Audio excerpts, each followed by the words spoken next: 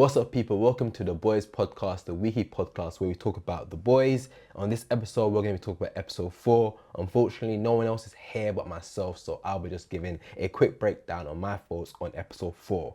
But before we do so, last week we dropped a review on the first 3 episodes that went out on stream platforms, not stream platforms, sorry, but on visual platforms like YouTube and audio platforms such as Spotify and so on and so forth. We received a lot of feedback on the clips we posted on our social media pages. So I kind of want to quickly go through the responses that we've been receiving. One of the biggest ones, of course, is me speaking about not wanting Homelander to die. I might just insert the clip here for you guys to see. You know what? I don't know if I want Homeland to die. What about if it's like they find a way to, like, I guess, take his powers away? I think that will be cool that he's now human and having his face do that vein thing and looking around and going to like a 7-Eleven buying like donuts. A normal civilian like pisses him off, cuts in the line, and you can't do nothing about it. Yeah. That would be sick. Because you try to slap him or try to beam him, try to do the eye thing, it's not working like, rah! So just touching on that, a lot of people on social media, I'm relating to the clip we posted on TikTok. A lot of people actually were on my side. Some people were saying it's quite boring for him to die. A guy named Films, Filmz, said, "Amen, a lot of brothers don't want to die." Said, "Amen, a lot of brothers." He said, I read that wrong. He said, "Amen, a lot of brothers don't want him to die." And I'm on the fence of not really wanting him to die. Someone else said, whether he dies or not, we need to see him powerless. That will be interesting. I agree. I think a lot of people are going on the fence of seeing Homelander powerless before dying will be entertaining. And a lot of people are saying they just want him to die. People are saying, one person said on TikTok, "I've seen rumors where Billy kills Homelander but doesn't stop and he becomes the season 5 final boss." Ooh, I ain't gonna lie, I don't want to see Billy be the final boss. That's not a really good build up for me. That's horrible. That's a horrible end. So I would rather not have that. Someone else commented saying it will be too risky because he will do anything to get Compound V. That is very true. If we get a powerless Homelander, he will do everything he possibly can do to get Compound V, to get powers again. So I don't know if we're just gonna have a powerless Homelander that's just roaming the world or a powerless Homelander that's in prison. One of the two, I'm assuming. For me personally, I just want to see him powerless and unable to do anything.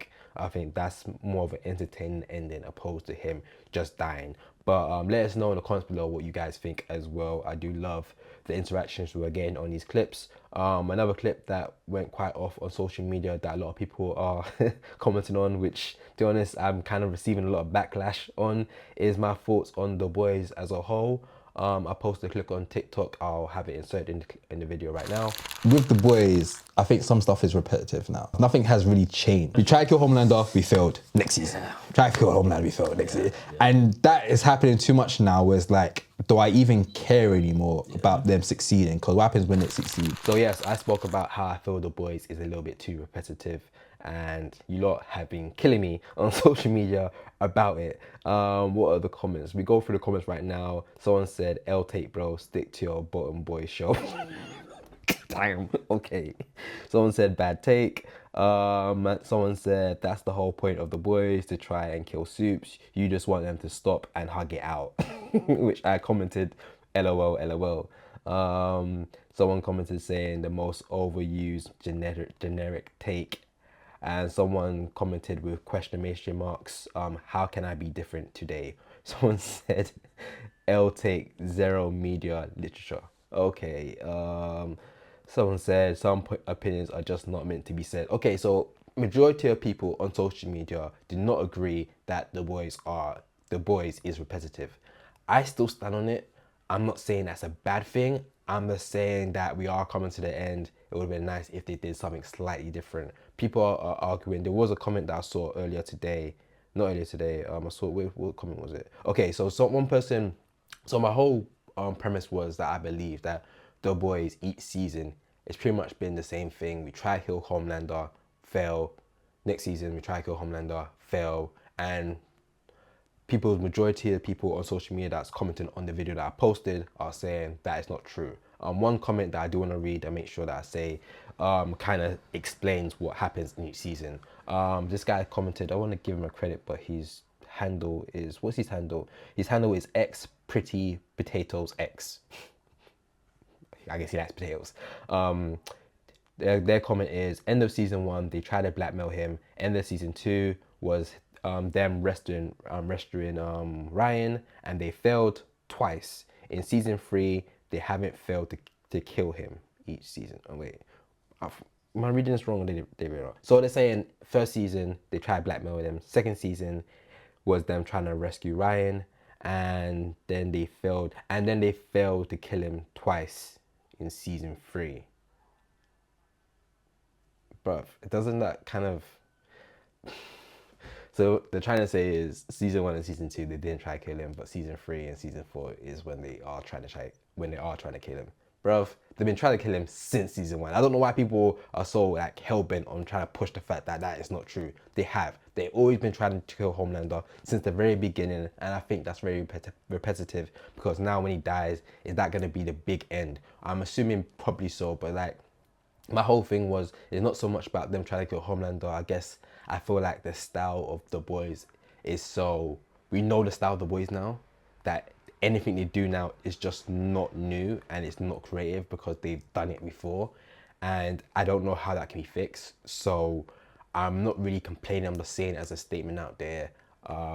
Hopefully, they're in the last season. They're going to go off to the last season. Next season is the last season. So I don't think it's going to change. I just really wish that they took a different approach with things, seeing that now I think as the audience we know the method of the show, and now that we know the method of the show, how do you still apply shock value or keep us super engaged with it? But I'm still watching, I'm still enjoying. I was just making it clear that I feel like that is quite repetitive, but I still like it. I still think it's cool. So let me guys, but I feel like there's a lot of people in here that ride or die the boys, and even if they do good or do bad, you're gonna support it. I know I'm not talking out my ass. Is the boys is repetitive? Please let me know in the comments in below, and try to be non-biased, okay? Like, Jesus Christ, like, you lot are just like, oh no, it's not the same thing. It kind of is, but we digress. So yeah, that was the two major points that was mentioned to me via our socials. Be sure to comment below on your thoughts on the boys. We reply to all messages. So I like to keep this community back and forth talks about this show keep going, even if I'm getting killed on socials for my takes. I don't mind. I just like talking about the boys. So let's carry on going through. That being said, we're going to talk about episode 4. This episode, a lot of stuff happened. But this episode is kind of just based on the past and how the past is reflecting their present. A lot of characters are reflecting on their past.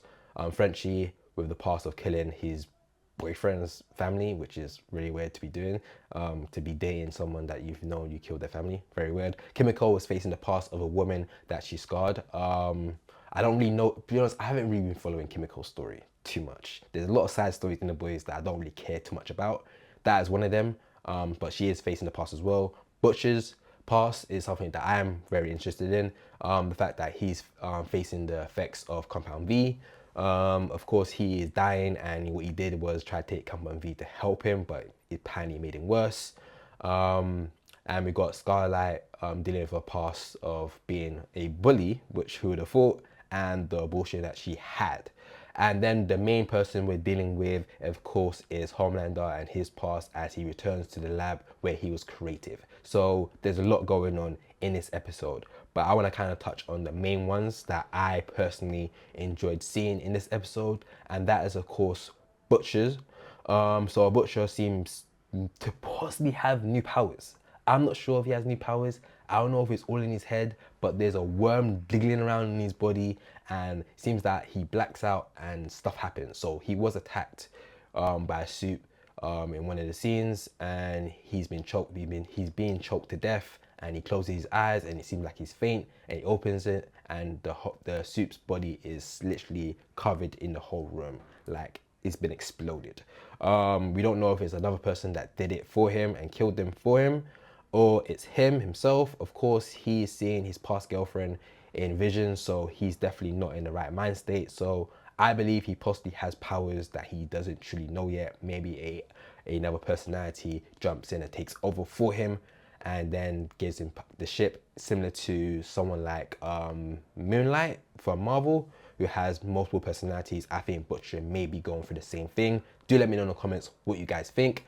We also, of course, have Scarlight's past of being a bully, and Firecracker exposing her for her bully past, and of course having an abortion, which led Starlight to do something that is kind of out of her character and results straight to violence.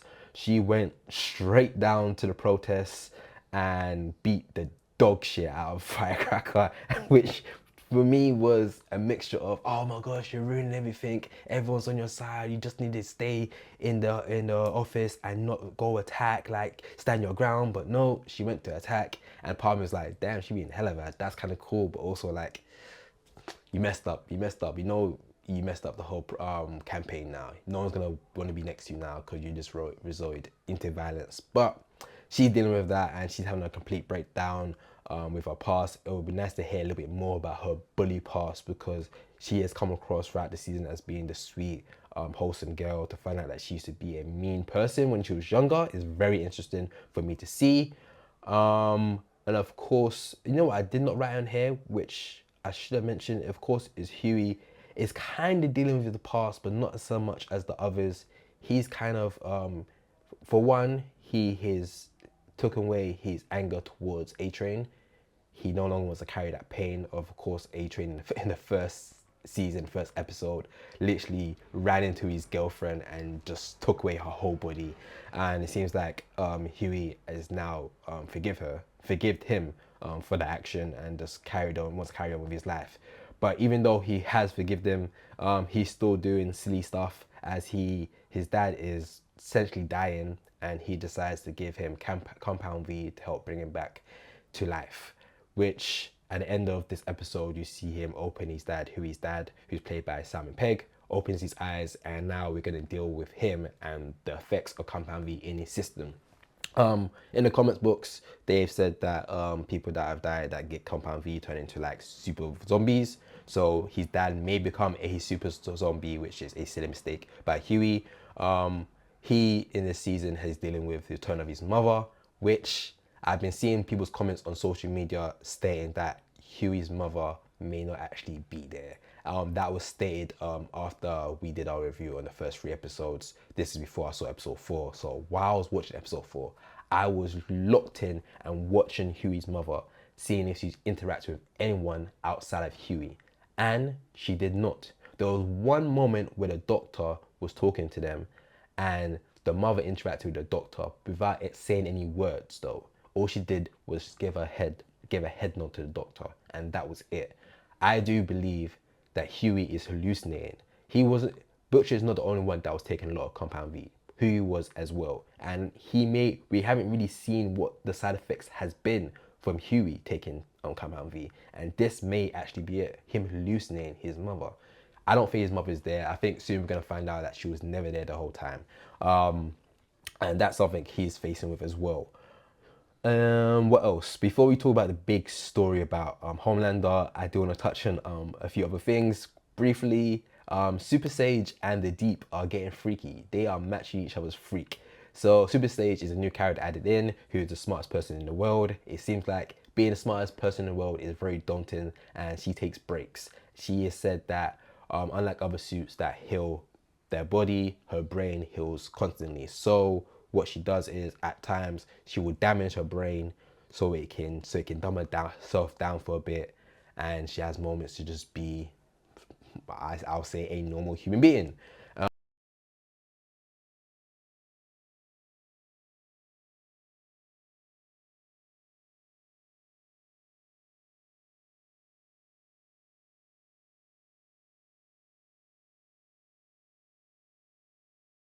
And I'm enjoying it for the most part, and we'll see what happens going forward.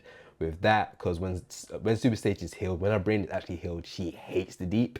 So we're gonna see how the Deep deals with dealing with essentially two different Super Sage, a smart one and a dumb one. Also, to add on that, another thing we're dealing with is Ashley and A-Train. They so Huey had A-Train go get some compound V for his father. He knew that Homelander had it in his house, so A-Train went to Homeland's house to get some compound V. He gets caught by Ashley. Ashley was also doing some fuckery in Homelander's house as well, and they both look at each other like, I won't tell if you won't tell. And it's given an approach that they may become a team to possibly stop Homelander.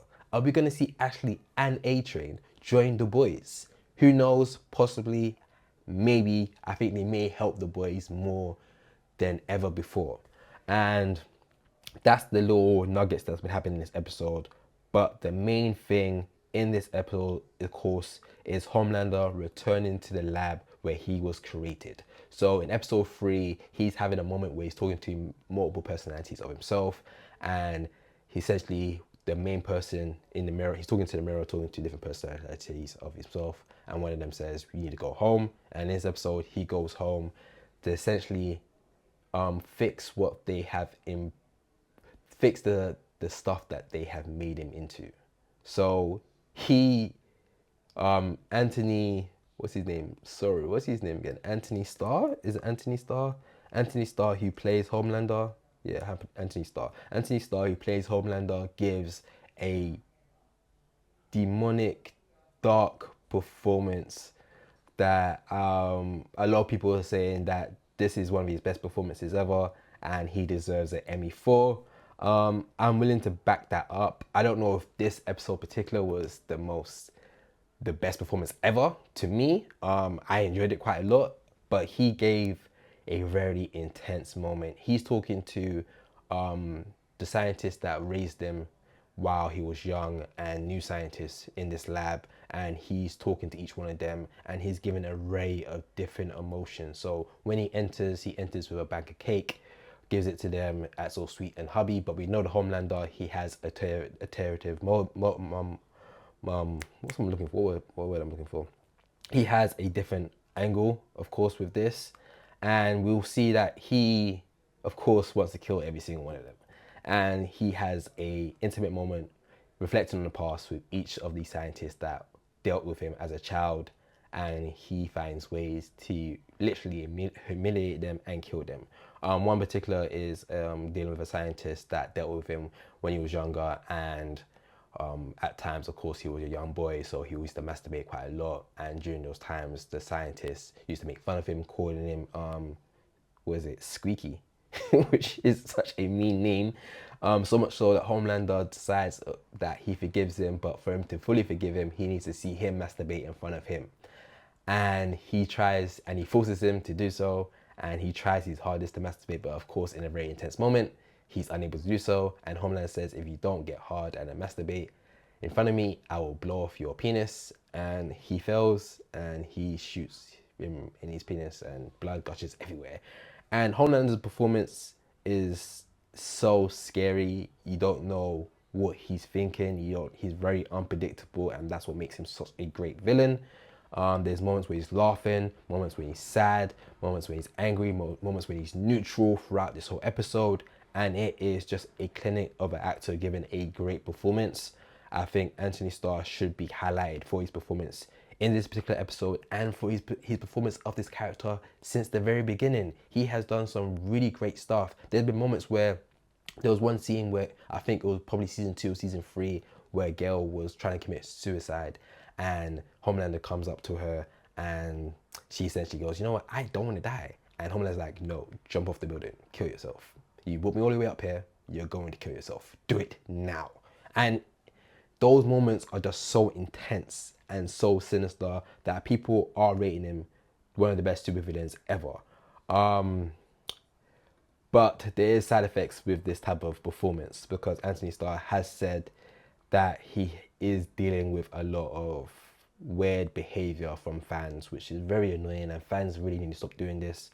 It's said that a lot of fans are treating Anthony Starr, the actor that plays Homelander, as if he's Homelander, and like just being like douches or like being mean to him in public. And it's like, bro, he's acting, okay? He's being an actor. He's not really that character. Let's not be too much, okay? This happened with one of the characters from Game of Thrones. He played probably the most hated person on TV, and he had to deal with a lot of mean people on the streets. Like, guys, let's understand, this is entertainment. They're playing a character. Let's not make their lives hard outside of the actual show. Okay, but yeah, he gave a really good performance. It starts with him, episode starts with him going in the elevator with cake, and ends up with him leaving with blood all over his body, and it gives the symbol of like he seems reborn. Throughout the season, we've seen him give numerous facial reactions, a lot of them being very neutral, a lot of them being very angry. And probably one of the first moments I possibly we've seen Homelander smile. Before he leaves this lab and after he's killed a bunch of people, he finds out that one of the scientists literally tells him that the way you are is what we made you into. The reason you desire love is because we hired the best therapist in the world to make you desire love, because we know you're too powerful and you can kill every single one of us. And your need for love is what keeps you from destroying everyone. And in this very episode, it seemed like Homelander has accepted that he no longer wants people. He no longer needs people to love him. And as he leaves the elevator, he starts smiling, covered in blood, giving the impression that he no longer needs that from people, which means the next episodes is going to be very intense, because we're going to deal with a Homelander that doesn't need people's love. And that right there is going to be a villain that no one can stop. And we've got a lot to deal with. Promo for the next episode has dropped, and it seems that Nate and Sam and Nate from Gen V will be popping up in this episode. It should be interesting to see. I'm very interested to see how Homelander behaves in this episode now that it seems that he's been reborn. I want to find out how Huey's dad is with Compound V, and of course finding out what is Butcher doing and what if he has any new powers. Do let us know in the comments below your thoughts of this episode. Before I wrap things up, there's one more clip that I wanted to talk about. Of course, I mentioned that a lot of people are saying Homelander is the best, one of the best supervillains ever. We did post a clip on our YouTube Shorts talking about it. Do you guys think Homelander is the best supervillain that we've seen? Ooh, no. Who would you put above him? Joker. Yeah, I think what makes Homelander great, he's unpredictable. You don't know who he's going to kill at Yeah, any given time. So we posted up saying, is Homelander the best supervillain? This episode 4, kind of shows that he might be up for the running. But a lot of people on the internet are saying there's others. Some people said Reverse Flash. One person said Homelander isn't the top 10. When you think of supervillains, you think Thanos, you think the Joker, you think Darth Vader, you think the Empire. You think Magneto, you think the Green Goblin, the Octopus. So people are kind of decided. I'm not ready to say he's one of the best villains, you know. I don't know why. There's something missing. But I think he's up there. I think he's top 20 for sure. Top 10 maybe. Top 5, I'm not sure yet. I'm not sure that there's, because I don't know. There's something missing for me to say he's the top villain. But let me know in the comments below what you guys think. This is my review on episode 4 from season 4 of The Boys. Check us out next week where we talk about the next episode. Thank you guys for watching. Thank you guys for tuning in. Let us know all your thoughts on everything dealing with The Boys in the comments below. Until next time, peace.